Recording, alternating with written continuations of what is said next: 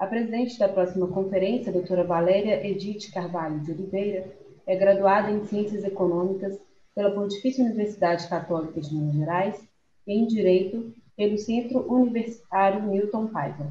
Especialista em Direito Empresarial pelo Centro Universitário Newton Paiva e mestre em Direito Privado pela Pontifícia Universidade Católica de Minas Gerais.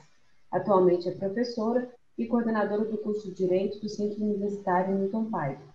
Com a palavra, a presidente do próximo painel, doutora Valéria Edith Carvalho de Oliveira, para a apresentação dos conferencistas e condução dos trabalhos.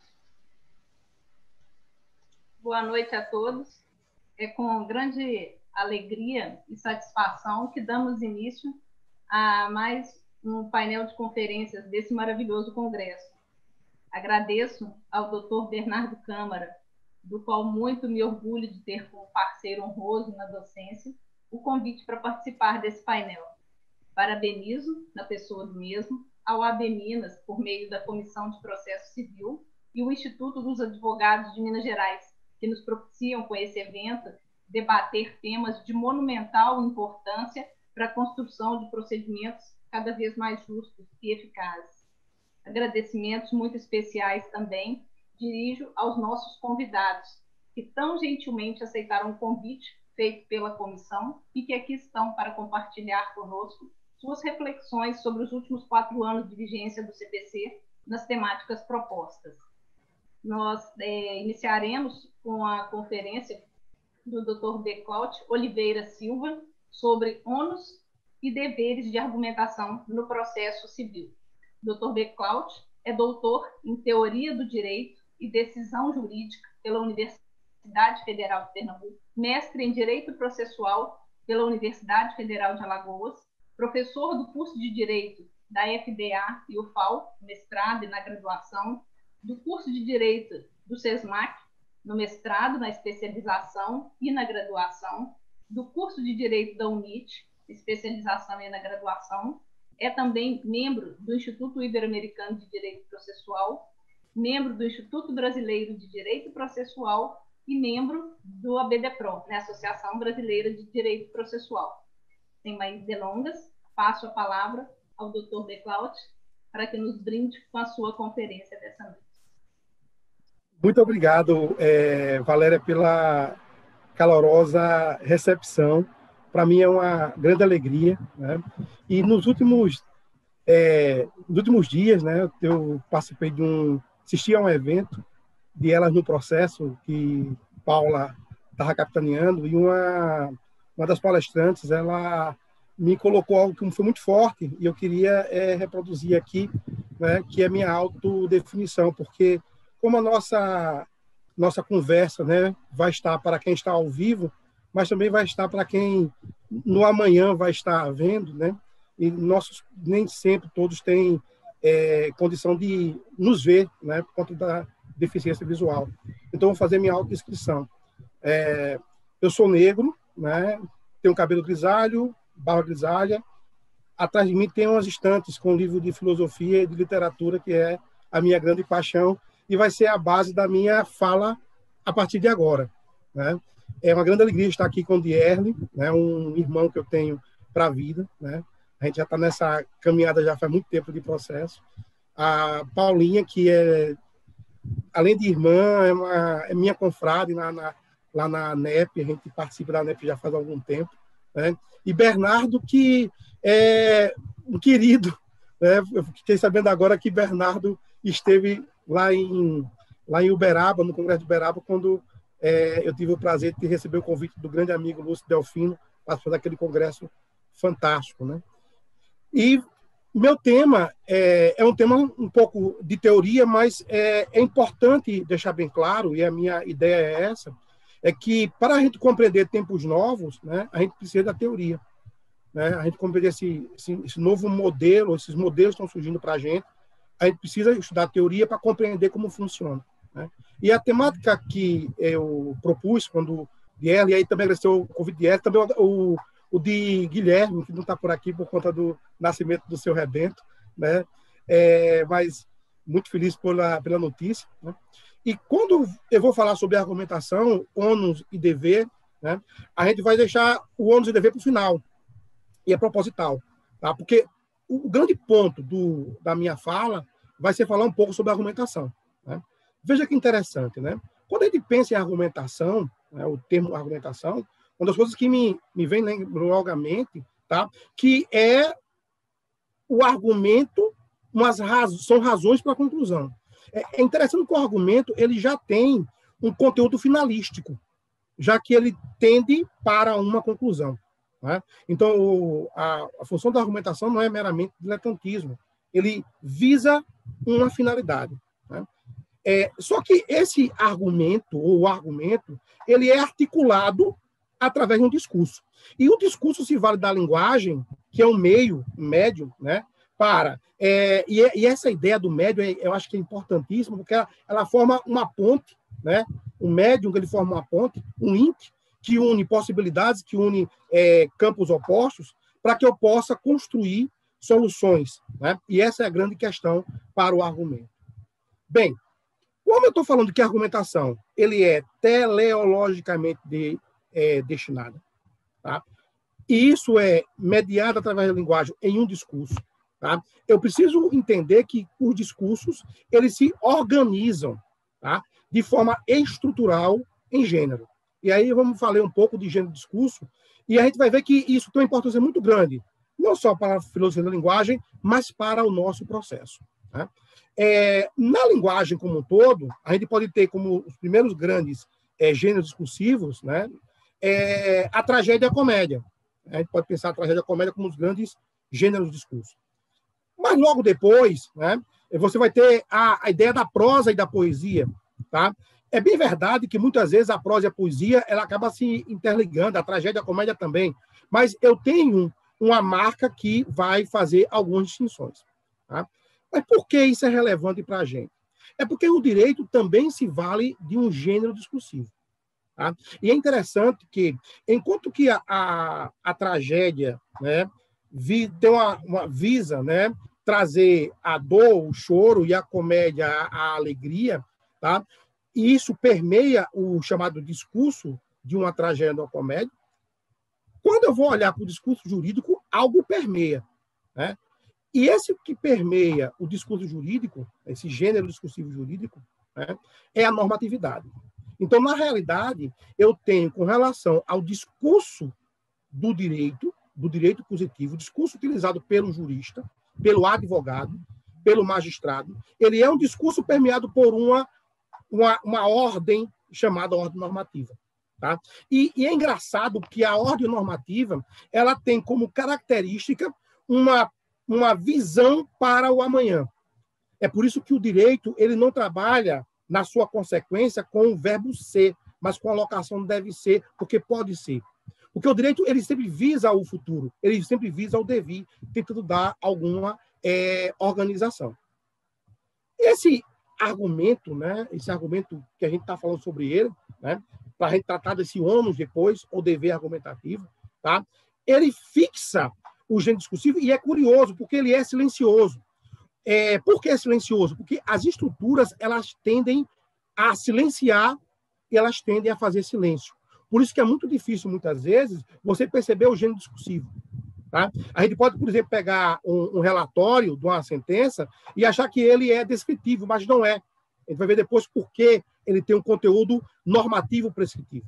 Tá? E aí, claro, para que eu possa entender o gênero discursivo do direito, que é algo diretivo, é algo que visa fixar uma determinada conduta, tá? Eu tenho que entender esse texto dentro de um contexto. Eu não posso tirar esse texto fora desse contexto. Tá? E aí, claro, entra a ideia de argumento como algo que se dá em um diálogo. Tá? E aí entra a ideia do dialogismo do discurso. O dialogismo do discurso ele é fundamental para a gente poder compreender algo que é incrível dentro da discussão.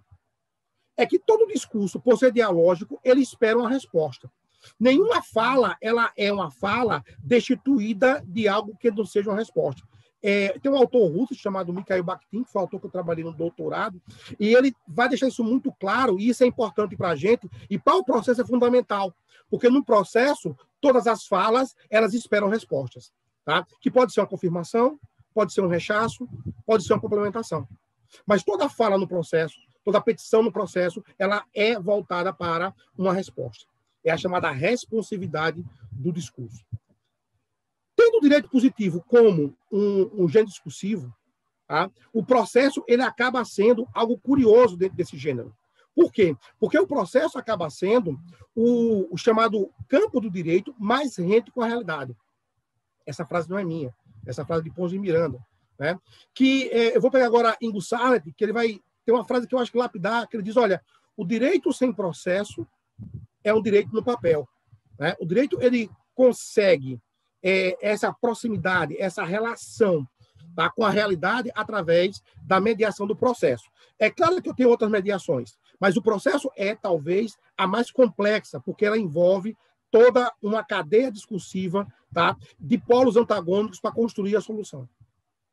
Cada procedimento, ele é, na realidade, um modo desse processo se articular, o modo como esse caminho se estabelece. Tá? E aí, veja como vai acontecer essa organização. O modo de organização do discurso, tá? Ele se dá através de quê? Através dos chamados atos processuais, sejam eles das partes, sejam eles do magistrado, sejam eles dos auxiliares ou de terceiros. Tá? Todos eles atuam e interagem construindo argumentos para buscar uma finalidade, uma solução. Então, o discurso no direito, em maior ou menor monta, ele tem um conteúdo prescritivo, ele tem um conteúdo diretivo. Tá? E isso é interessantíssimo. Por quê? Mesmo quando eu pego, por exemplo, uma petição inicial, tá?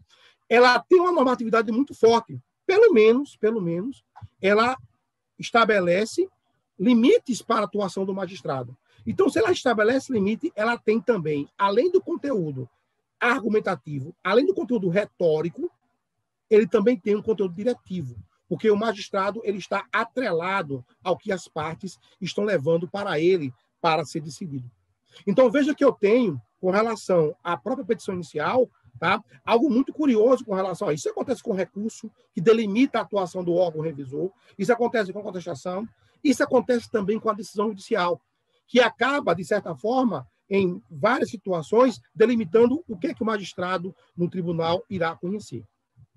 Olhando para o processo e olhando agora os atos das partes, tá, eu posso perceber que a petição inicial, e aí vou me valer de um autor clássico, é o Piero Calamandrei, que ele vai dizer que a petição inicial é um projeto da sentença.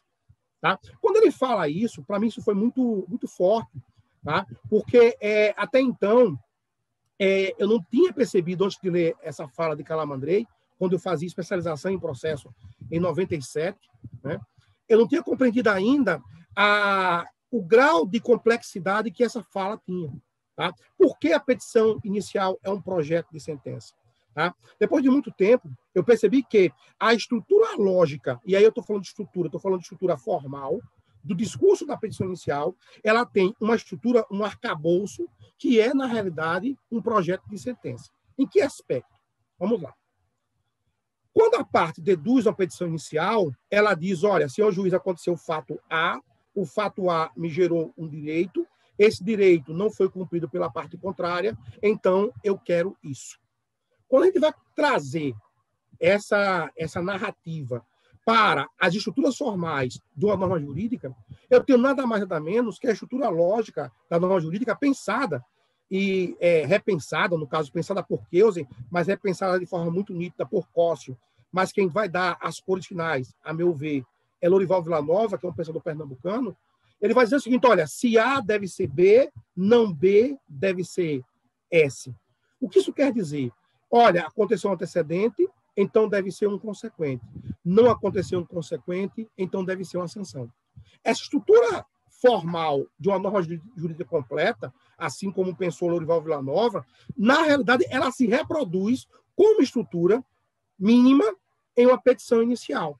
Então, quando eu olho a petição inicial, eu já olho que ela já tem projetada E veja, o projetar é algo para o amanhã, é algo para o futuro, tá? Não é algo acabado, tá? Mas a parte autora, ao fazer a petição inicial, ela já deduz o discurso, e esse discurso ele tem sim uma finalidade não de levar para o magistrado uma dúvida, ele leva o magistrado uma resposta. Tá? O advogado ele não leva, na sua petição inicial, uma dúvida para o juiz. Senhor juiz, eu estou com uma dúvida muito grande, eu não sei o que fazer. Tá? Pela própria estrutura do discurso normativo, ele exige do advogado que, ao deduzir a petição inicial, ele já elabore a sua peça com a estrutura formada, porque se ela for aceita, tá, o magistrado vai confirmar as suas premissas e vai te dar uma sentença na mesma forma como foi projetada. Por essa razão, a ideia de que o discurso normativo, o discurso do argumento trazido pelas partes, pela parte autora no processo, ele é fundamental. Mas veja que interessante. Quando a gente vai olhar para a atuação da parte, no caso, ao responder a demanda, tá, ela vai ter que dialogar obrigatoriamente com as razões trazidas pelo autor na sua petição inicial.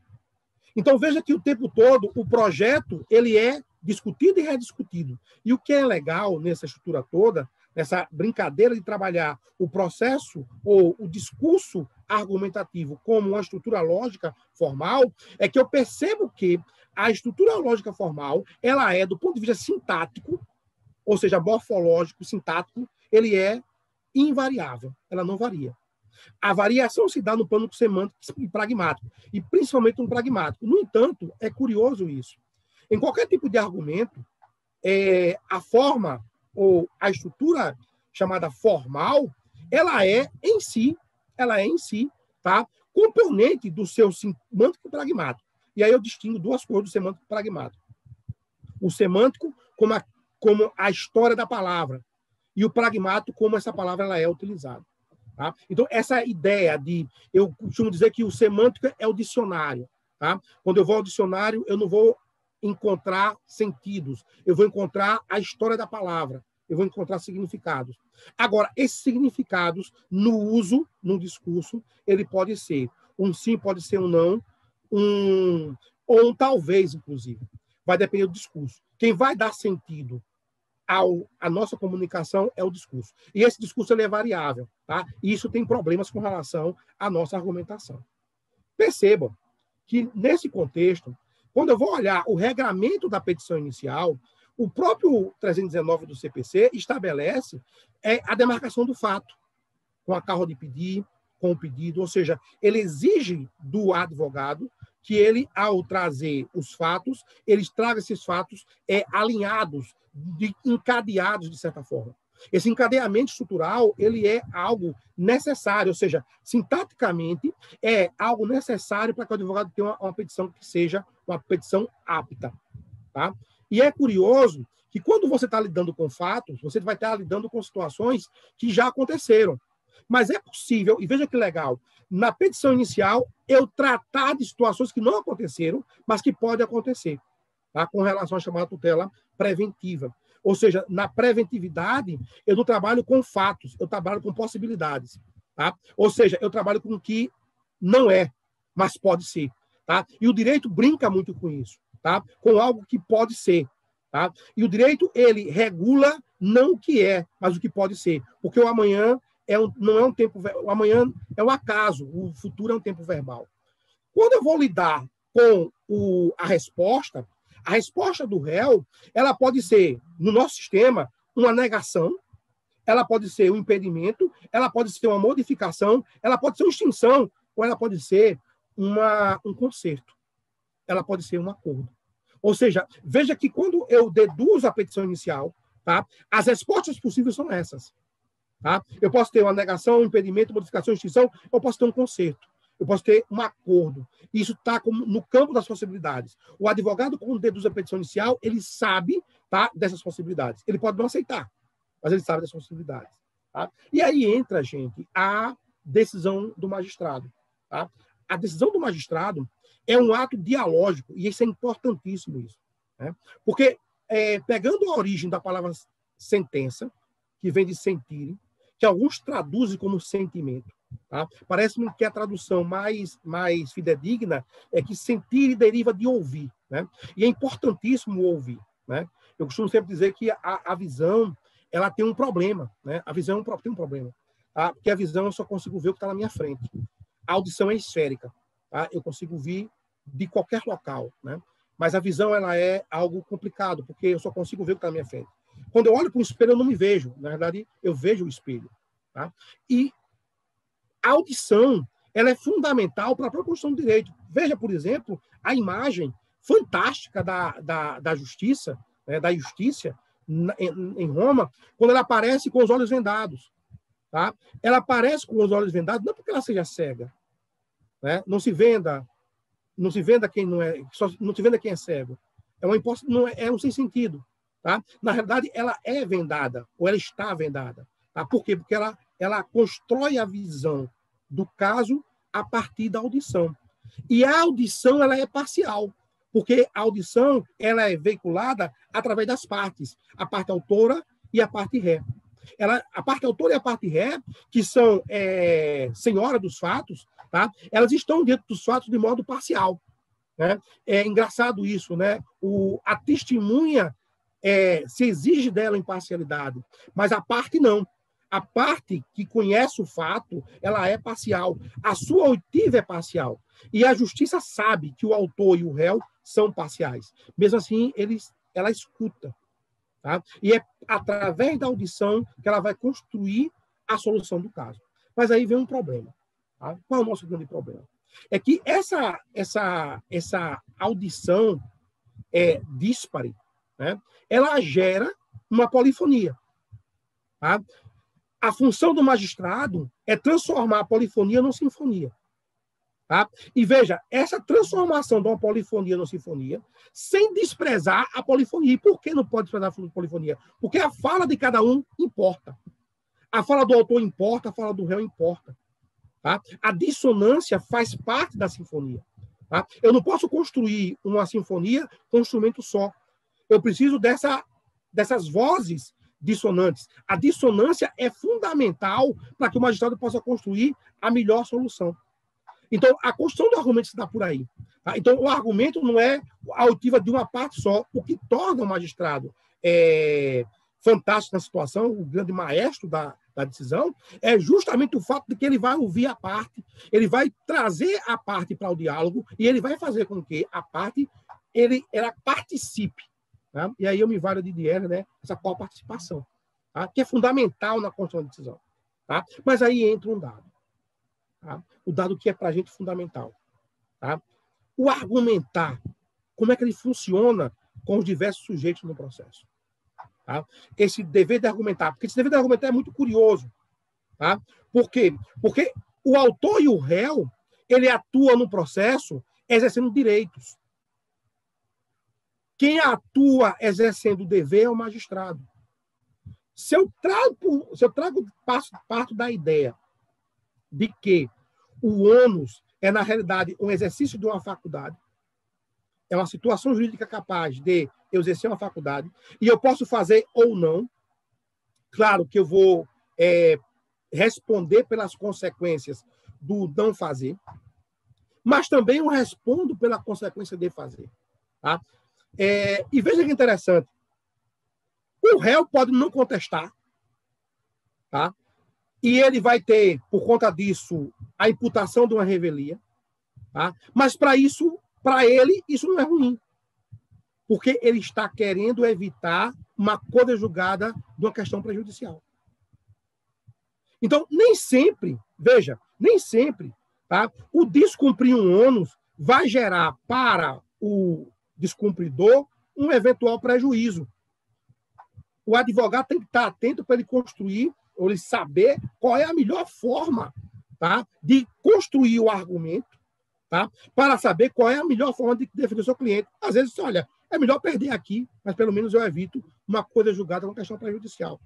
Tá? Então, vejo que a atuação das partes, como elas estão atuando, exercendo direito, tá? E aí eu tenho uma certa resistência, né, com o dever de colaboração decorrer do contraditório.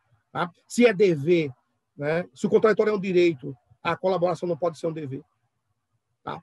Assim, não casa. Tá? Isso gera um problema muito sério. Tá? A atuação da parte ela está no campo do ônus. Agora, o magistrado não. O magistrado tem o dever de argumentar. E veja que curioso o dever de argumentar do magistrado. Tá? Porque na situação dele, ele não está na posição de exercício de direito. Tá? Ele é compelido pelas partes a dar uma solução. E essa solução impõe que ele justifique a decisão. E a fundamentação dele, ela tem duas grandes marcas, uma um pouco esquecida. Tá? E, aliás, curiosamente, muito esquecida nos últimos anos. A fundamentação é a demonstração de que a decisão a ser tomada está baseada no ordenamento jurídico. A fundamentação está ligada à ideia de fundamento de validade, lá do pensamento keynesiano. Né? E aqui, claro, como todos sabem, eu sou keynesiano. Tá? Mas a ideia da pirâmide de Merkel, que Kelsen vai utilizar, tá? É fundamental para entender que a fundamentação, primeiro, o magistrado tem que demonstrar que a decisão dele ela está linkada com o ordenamento jurídico. Tá? E a segunda situação, ele vai ter que linkar a decisão dele com a realidade do caso. Tá? Porque o caso, tá, aponta para qual regra no sistema eu vou colocar.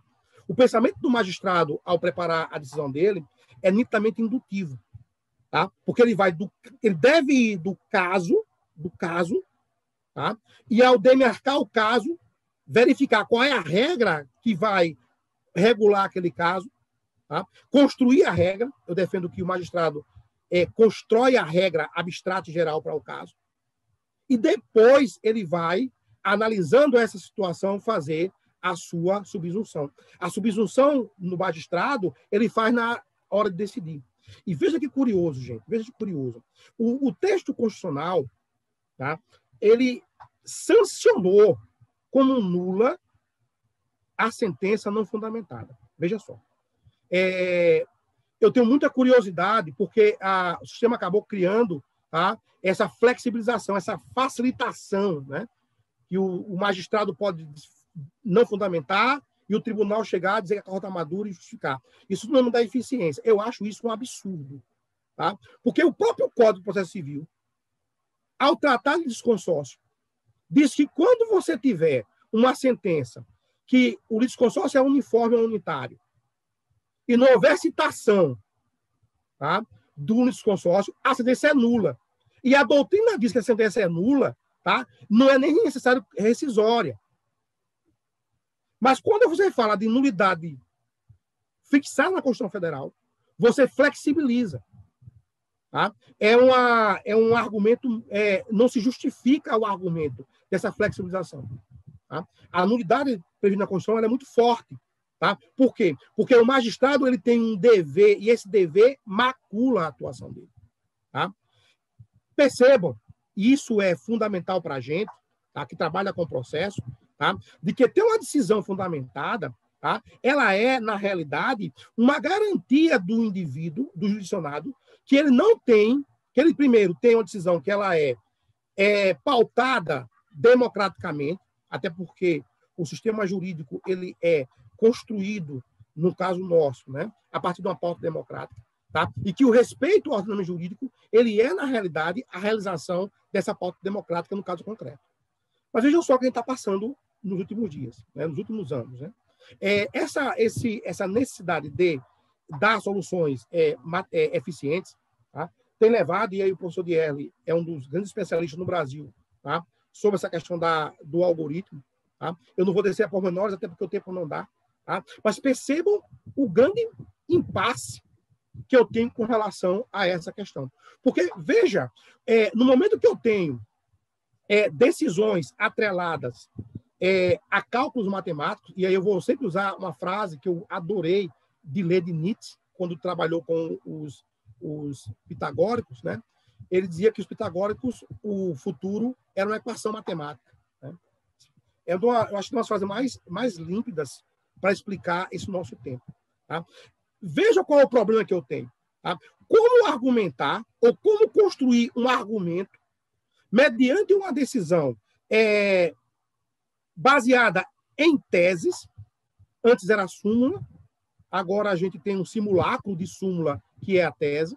Tá? Eu falo de simulacro porque a súmula, pelo menos, tinha um procedimento, ainda que administrativo, de sua formação, tá? com algumas análises com relação às decisões anteriores. Agora, no caso, eu só formo uma tese.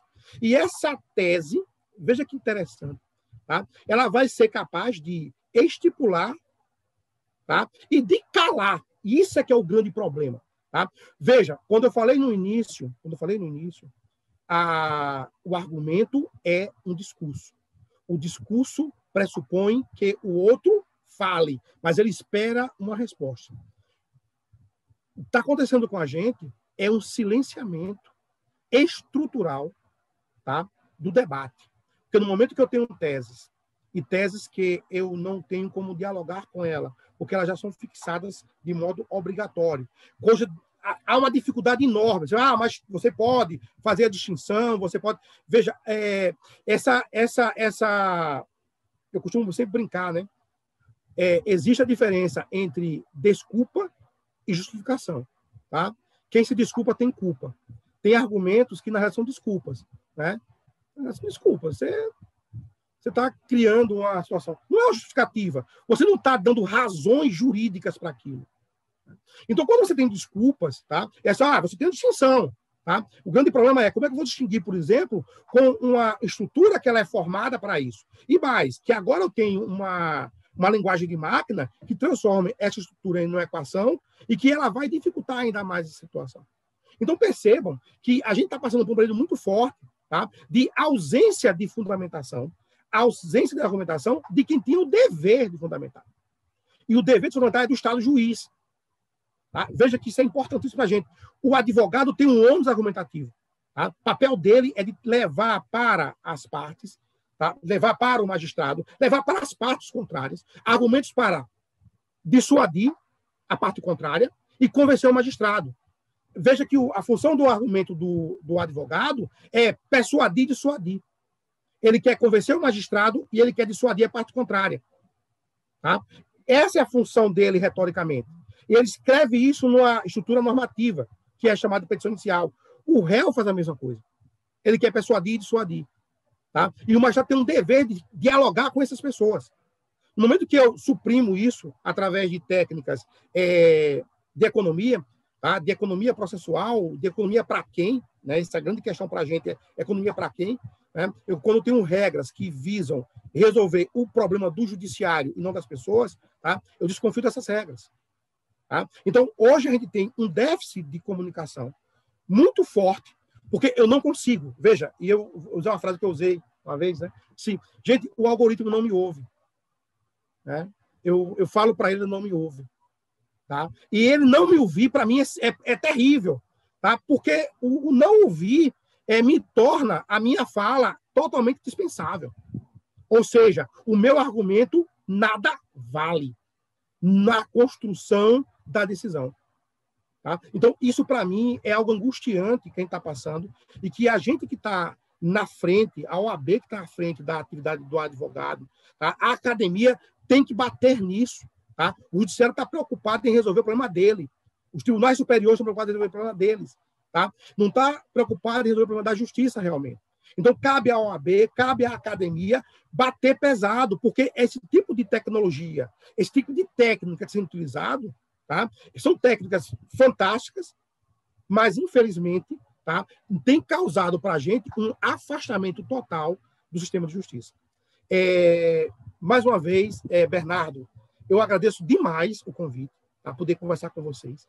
Tá? Valéria, mais uma vez, também muito obrigada pela sua saudação.